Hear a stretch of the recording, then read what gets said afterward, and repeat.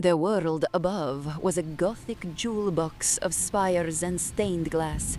The world below was its rotten heart. Miles of forgotten tunnels, plague pits, and collapsed sewer systems. A history written in bone and filth. The narrow passages forced them close, too close. Evangeline walked behind Silas, her shoulder sometimes brushing his back. Each accidental touch sent a jolt through the bond. She felt a shiver rack his frame, not from fear, from the cold.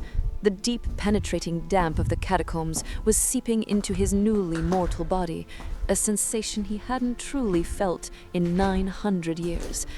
It was a miserable, alien feeling, and she felt the phantom chill of it in her own bones, making her teeth chatter.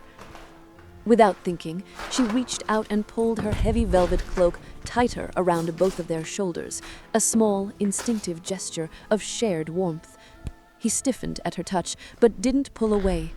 Through the bond, she felt a flicker of surprise, then a strange, unfamiliar warmth that had nothing to do with the cloak.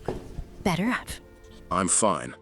Another lie. She could feel the goosebumps on his skin. She could also feel his weary resignation. He, Silas, the feared enforcer of House Moros, was cold, and he needed a mortal girl's cloak to stay warm. The indignity was a bitter taste in the back of his and her throat. Above them, a faint rhythmic sound began, a deep, resonant baying. Not a dog, something larger, deeper, its call echoing through the stone and soil above. Moros hellhounds, shadow constructs, they've picked up our scent. The baying was joined by another sound, a wet tearing noise, like canvas being ripped, followed by a faint melodic humming. Arcady, flesh crafters dissolving the sewer grates. They were being pursued from two directions by the two most powerful predators in the city. The hunt was on. They moved faster, their footsteps splashing in the foul-smelling water that now covered the tunnel floor. They rounded a corner, scrambling up a short flight of slick stone steps that led into a darkened alleyway back on the surface, before plunging into another subterranean entrance across the way.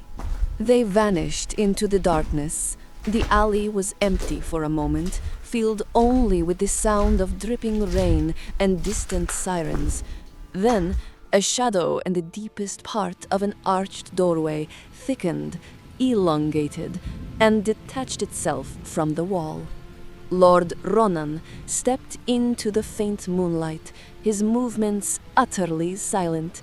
He wore the cold, patient expression of a wolf who knows its prey can't run forever. His eyes glowing with the cold, unforgiving silver of House Moros, scanned the empty alley. He knelt, touching his fingers to the wet stone where they had just been, and a faint trail of black smoke, visible only to him, curled from the ground, pointing the way they had gone. He rose, and with a step that made no sound, melted back into the shadows. The hunt had just begun.